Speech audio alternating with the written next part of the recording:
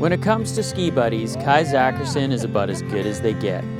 Just being around the dreadlocked Swedish Pied Piper of Stoke is enough to put a smile on anyone's face. Good times, crew! For the past 6 years, we've explored Europe by car, train, and helicopter, taking far more than our fair share of powder and good times. This year, we decided to invite along Swedish super skier Henrik Winstead.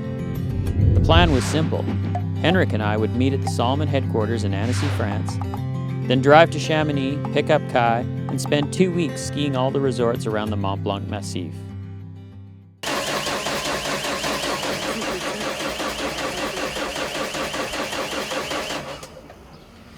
We're not off to a very good start so far. What do you think, Henki? No, all the lights in the dashboard start flashing too now. 2 fruitless hours later, the crew crammed into one RV and headed towards Chamonix. As we pulled into town, we spotted a wicked north wind blowing what was left of the powder into southern Italy, along with our morale. With no snow in the forecast for the Mont Blanc area, this trip was heading sideways in a hurry. Fortunately, a check of the Powfinder app, word that our second RV was fixed, and the arrival of Kai was all we needed to restore our spirit and get the trip back on track. Okay, I'm ready to ski some pow and drive around the Alps and have some fun, okay? And great wine. You're in the right place. We set our sights on the tiny Italian hamlet of Argentera and hit the road. Arriving just after midnight, we pulled up our rolling hotel rooms to the base of the lift and woke up the next morning to a dusting of fresh snow and the ski area virtually to ourselves. I put my best foot forward, trying to set the rep, but life seems awkward, and the world is enormous, but I feel like I'm moving at the pace of a tortoise. I need a little patience, but I'm too tempted to flirt with temptation, like old Caucasian, decide your own process of elimination. If we could see where we are from, where we do right, and where we go wrong, then we can learn from lessons in life, and maybe we can find some peace of mind. Life gets better as the times get better, and despite that, where do we go?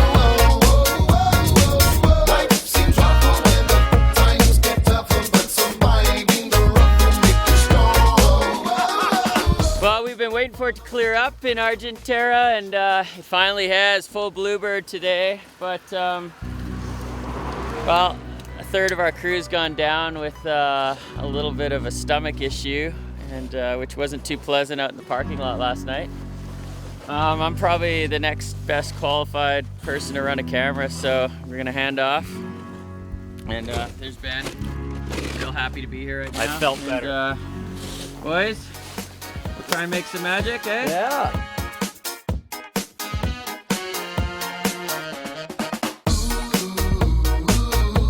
We're pushing it further and harder and keeping it true.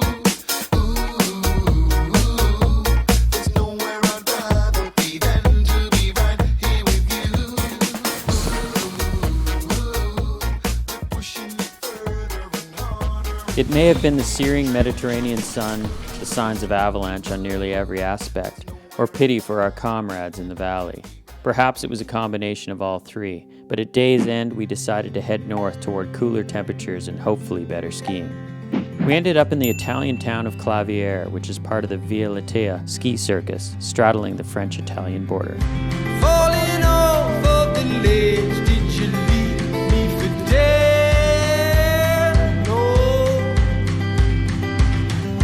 Fell right off of the ledge, will I find you again? Lord. Hold up your hands if you hear me, I'm over on it. Hold on. Lift up the sword with your Lord. I've been laying low for so long. After our first day, we were feeling pretty good about our latest move. This was the kind of skiing we came for, and there seemed to be no reason to go anywhere else. Still the wind when it blows, I can hear it, you know. Yeah, I know time's moving slow, but if you wait, you can save what you love, and I know that it's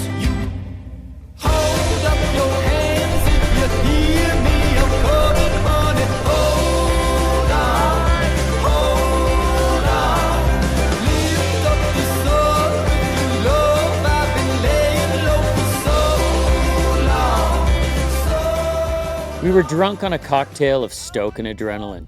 In my revelry, I missed some of the classic signs of dangerous terrain and ended up getting the scare of the season.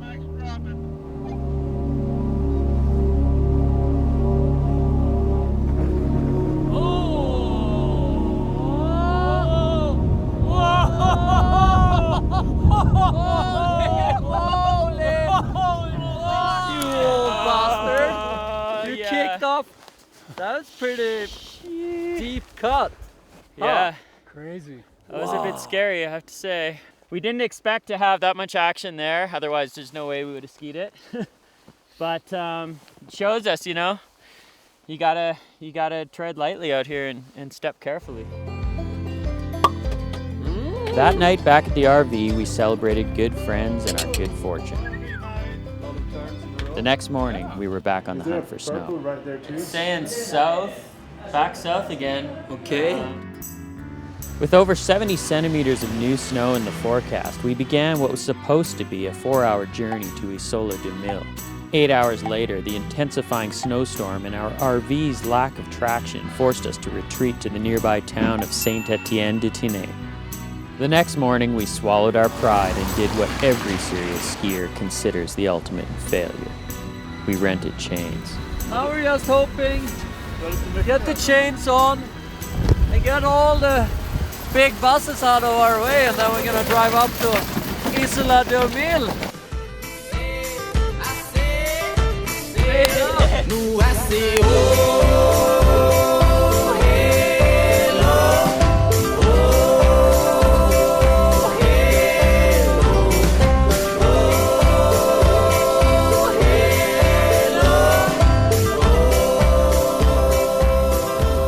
The snow picked up as we finished our last run of the afternoon, and we felt certain tomorrow would be the day we'd been waiting for.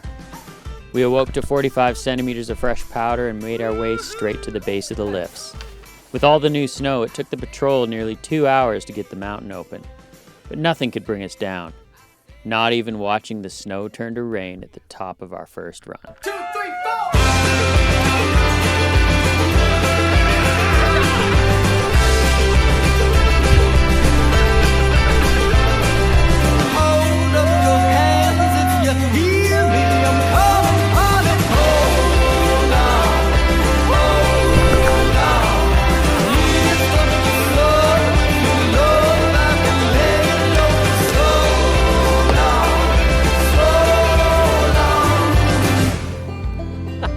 As free skiers, we often assume our happiness is based on deep snow and great terrain. But it's trips like this that prove that simply sharing an adventure with your friends is sometimes all you need. Sometimes life gives you lemons, then you make lemonade.